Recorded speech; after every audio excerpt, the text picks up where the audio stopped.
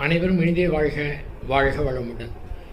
ஸ்ரீ பகவத் ஐயா கிட்ட ஒருத்தர் கேள்வி கேட்டார். எனக்கு ரொம்ப நல்லா புரிஞ்சிச்சு, நல்லா தெளிவாக விட்டது. என் மனம் ரொம்ப நிம்மதியாக இருக்குது, எந்த பிரச்சனையும் இல்லை. ஆனால் திடீர்னு ஏதோ ஒரு நேரத்தில் ஒரு இனம் புரியாத மனக்கலக்கம் ஏற்படுகின்றது. அதற்கு என்ன காரணம்? யாராவது தன்னுடைய சக்தியை பிரயோகம் செய்து எனக்கு ஏதாவது ஒரு மனக்கலக்கத்தை ஏற்படுத்தியிருப்பாங்களா அப்படின்னு கேட்டார். அதற்கு ஸ்ரீ பகவத் ஐயாவுடைய பதில் என்னவென்றால், அதாவது இந்த மனம் எப்போ வேணாலும் எந்த நிலைக்கு வேணாலும் போகலாம். இன்ப நிகழ்வுக்கும் அது போயிட்டு வரலாம், துன்ப நிகழ்வுக்கும் போயிட்டு வரலாம். இன்ப நிகழ்வுக்கு வரும்போது நமக்கு அது பொருட்படுத்துவது கிடையாது. ஆனால் துன்ப நிகழ்வுக்கு போகும்போது அந்த நிகழ்வு நம்முடைய மனதை ஈர்க்கின்றது. அதனால தான் தெரியுது.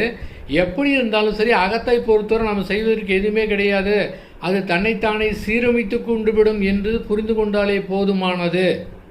அதனால் யாராவது நமக்கு ஏதாவது செய்துருவாங்களா அப்படின்னு குழப்பிக்கொள்ள தேவையே கிடையாது.